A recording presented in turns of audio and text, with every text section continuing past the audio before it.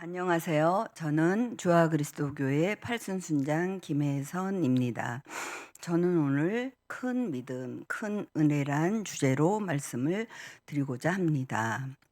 예수님께서 복음서에 보면 믿음이 크다, 또 이스라엘 중에 이만한 믿음을 보지 못했다라고 말씀하신 사람은 이방인 두 사람뿐입니다.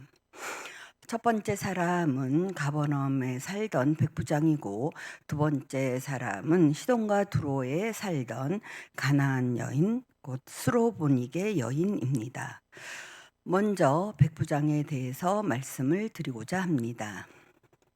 이 백부장에 대한 내용은 마태복음과 누가복음에 기록되고 있는데, 저는 오늘 누가복음 7장 1절에서 10절의 내용으로 말씀을 드리고자 합니다. 누가복음 7장 2절에 보면 바로 이 백부장은 종이 병들어 죽게 되었다라고 이야기를 하고 있습니다. 바로 그 당시의 종은 물건과 같이 취급받아 사고 팔 수 있던 존재였고, 사람으로 대우를 받지 못하던 시절이었습니다. 그러나 이 백부장은 종까지도 사랑하는 사람이라는 것을 알 수가 있습니다. 또 5절에 보면 이 백부장은 유대인을 사랑했고, 또 그들을 위해서 회당을 지어 주었다라고 이야기를 하고 있습니다. 그 당시에 회당은 말씀을 배우고 또 예배를 드리던 장소였습니다. 이것으로 보아 이 백부장은 바로 하나님을 경외하는 사람이었다라는 것을 알 수가 있습니다. 또한 6절과 7절의 내용을 보아 이 백부장은 참으로 겸손한 사람이라는 것을 알 수가 있습니다. 예수님께서 백부장의 종을 고쳐주기 위해서 백부장의 집으로 향하고 있습니다. 그런데 이 백부장은 바로 사람을 보내서 우리 집에 들어오시는 것을 저는 감당할 수가 없습니다. 그래서 제가 예수님을 배우는 것조차도 감당할 수 없기 때문에 사람을 보내어 종의 병을 고쳐줄 것을 간청했나이다라고 이야기를 하고 있습니다. 이 백부장은 예수님과 자신의 존재적 차이가 엄청나다는 사실을 알았기 때문에 그분의 얼굴을 배울 수도, 우리 집에 모실 수도 없다라고 이야기를 하고 있는 것입니다. 뒤를 이어서 말씀만 하옵소서, 그리하면 내 종이 낫겠나이다라고 이야기를 하고 있습니다. 말씀의 권위, 말씀의 권세가 있으신 분이 예수님이라는 것을 분명히 알았고, 바로 이 말씀만 하시면 모든 것이 이루어진다라는 절대 주권자이시며 초월적 성품과 능력을 소유하신 분이라는 것을 명확하게 깨닫고 알았다는 것입니다. 베드로는 예수님이 옆에 계셔도 물에 빠졌었습니다. 그러나 이 백부장은 종을 보지 않고도 만지지 않고도 바로 말씀으로 모든 것을 가능케 하실 수 있는 분이라는 것을 믿었기 때문에 바로 내 수하에 부하도 있는데 그더러 가라 하면 가고 오라 하면 오는데, 바로 나랑 존재적인 차이가 엄청난 절대 주권자이신 예수님이 어떻게 우리 집까지, 또 어떻게 내가 만나 뵐 수 있을지 감당할 수 없는 자신이 얼마나 비천한 존재이고 또 얼마나 죄인된 존재인지를 알고 있었다라는 것입니다. 두 번째 사람은 바로 가나안 여인 스로보닉의 여인입니다. 이것은 마태복음과 마가복음에 기록되어 있는데, 저는 마태복음 15장 21절에서 28절의 내용으로 말씀을 드리고자 합니다. 마태복음 15장 22절에 보면 주 다윗의 자손이여 저를 불쌍히 여기소서. 내 딸이 흉악한 귀신에 들려 죽게 생겼나이다라고 소리를 지릅니다. 이 여인은 소문으로 분명히 이 백부장과 마찬가지로 소문으로 예수님이 어떤 일을 하셨는지 들었을 것입니다. 그러나 이 여인은 이 예수님이 어떤 분이신가를 선포하고 있습니다. 주, 절대 주권자이시면서 다윗의 자손, 메시아, 구원자이시여 라고 선포하고 있는 것입니다. 두 번째는 이 여인은 예수님이 들은 척도 하지 않는데도 계속 뒤에서 소리를 지릅니다. 불쌍히 여겨달라고, 구원해 달라고 소리를 지르고 있었기 때문에 제자들은 이 여인이 뒤에서 소리를 계속 지르오니 이 여인을 어떻게 해서든지 보내기를 청하고 있습니다. 그러나 이 여인은 굴하지 않고 계속 소리를 지르는 끈질긴 믿음을 가진 여인이라는 것을 알 수가 있습니다. 그런데 예수님은 24절과 26절의 내용으로 보아 마치 사랑이 없는 분같이 여겨지는 발언을 하십니다. 24절에 보면 나는 이스라엘 집에 잃어버린 양들만을 위해서 왔다라고 이야기를 하시고 26절에 보면 자녀의 떡을 취하여 개들에게 주는 것이 마땅하지 않다라고 이야기를 하고 계시는 것입니다. 어찌 보면 어떻게 사랑이 많으신 예수님이 이런 말씀을 하실까라는 의구심마저 드는 말씀입니다. 그러나 이 예수님은 바로 이 여인의 믿음을 성장시키고 있는 것을 볼 수가 있습니다. 또한 이 여인의 대답은 참으로 놀랍습니다. 바로 너는 개야, 너희 딸도 개야 라고 이야기를 하시고 계시는데 옳습니다. 맞습니다. 저 개 맞고 내 딸도 개가 맞아요. 그러나 개들도 주인상에서 떨어진 부스러기를 먹나이다 라고 이야기를 하고 있는 것입니다.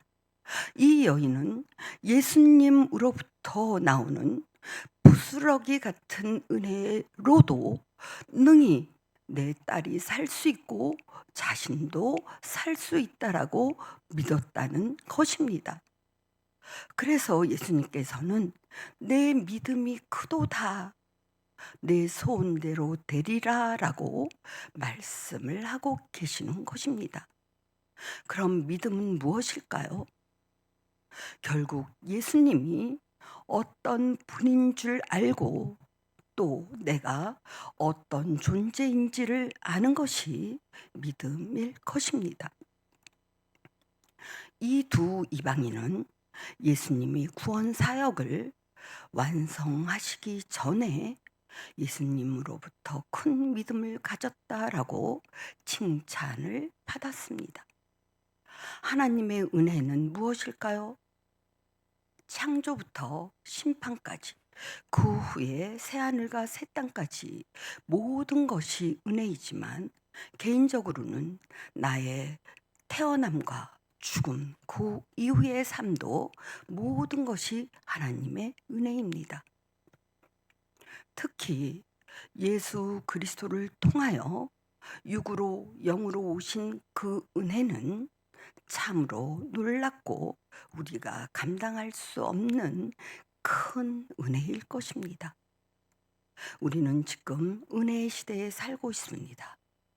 또한 성령의 시대에 살고 있습니다.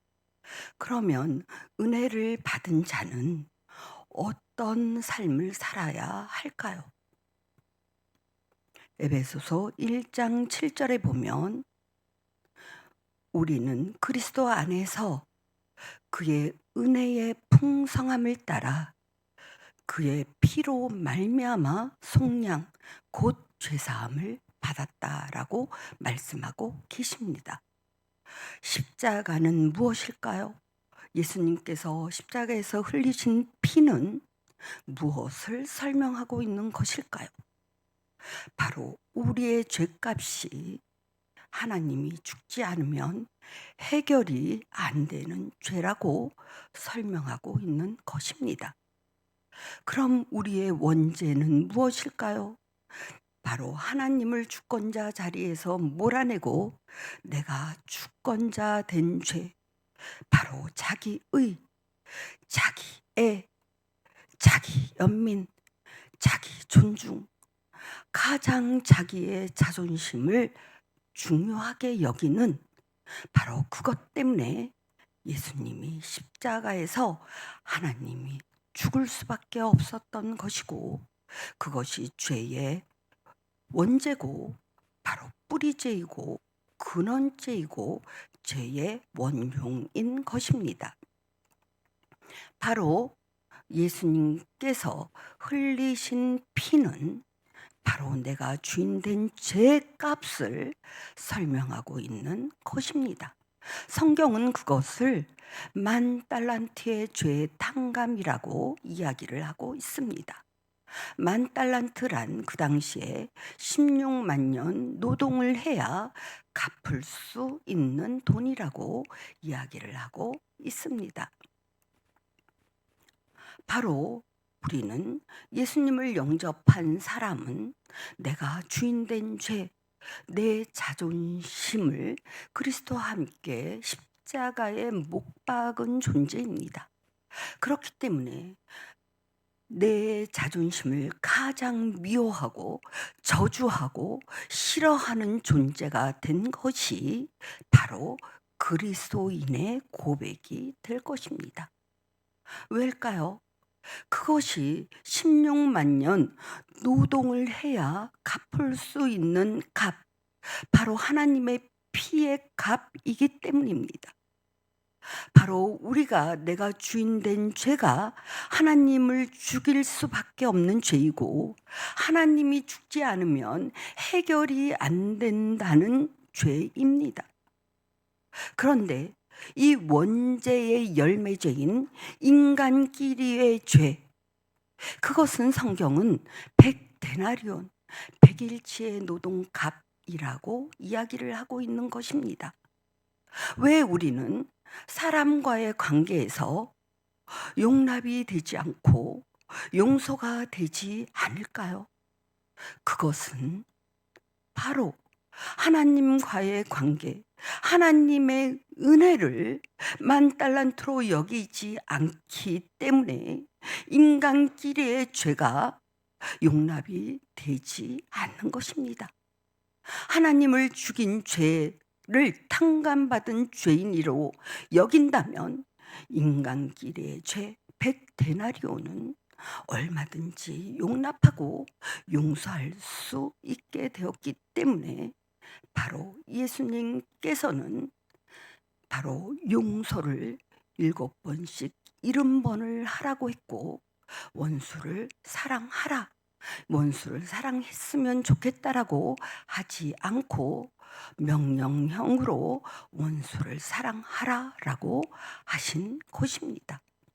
그 이유는 바로 예수님께서 십자가에서 보혈의 피를 흘리실 뿐만 아니라 승천하신 후에 성령님을 우리에게 보내주셨기 때문에 이 모든 것이 가능하게 되었다라는 것입니다.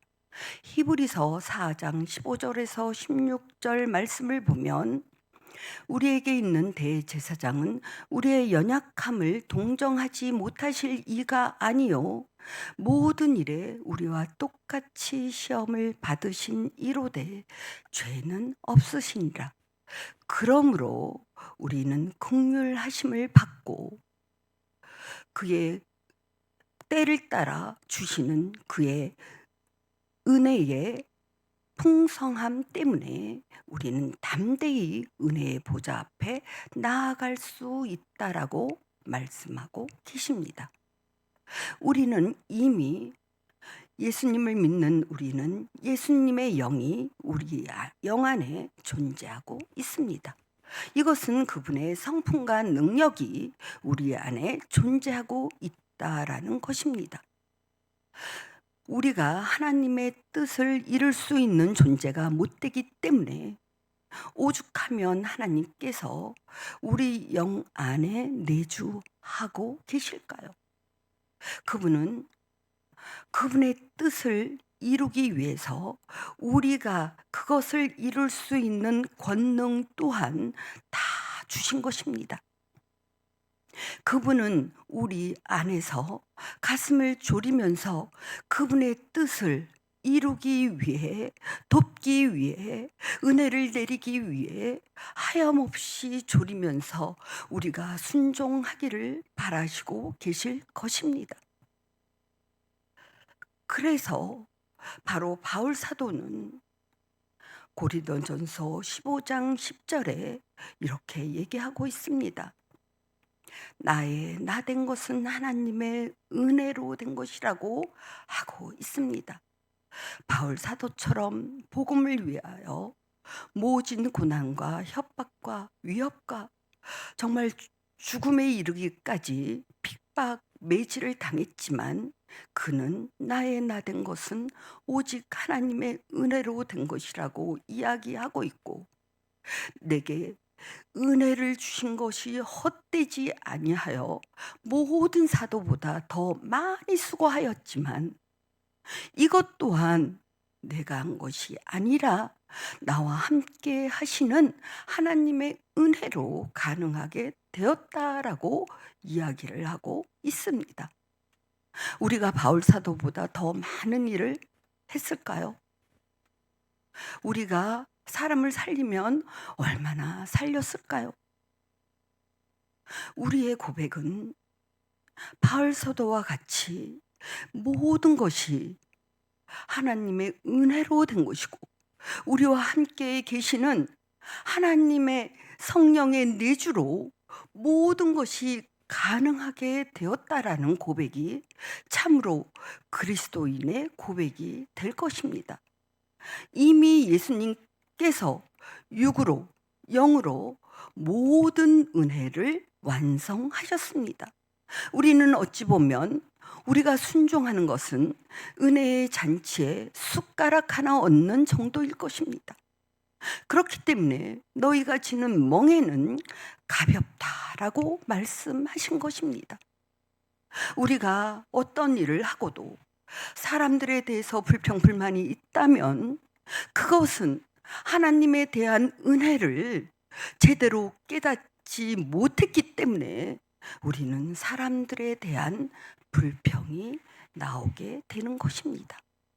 주님께서 우리를 향해서 주신 베푸신 은혜를 생각한다면 우리는 어떤 일, 팔다리를 다 잘라서 주님께 드린다 할지라도 우리는 여전히 무익한 종입니다라고 고백할 수밖에 없는 것이 은혜를 깨달은 자의 고백이 될 것입니다. 히브리서 12장 2절에 보면 믿음의 주여 온전케 하시는 예수님을 바라보자라고 말씀하고 있습니다. 믿음의 시작도 예수님이고 우리의 믿음을 온전케 하시는 분도 예수님이시라는 겁니다. 그렇기 때문에 우리는 하나님의 뜻을 이루기 위해서 그분께서 언제나 도우시는 그 도움을 구하고 바라고 간절히 기도하고 말로 선포하고 행동으로 순종하면서 은혜의 보좌 앞에 담대히 나아가는 저와 여러분이 되기를 축복합니다. 감사합니다.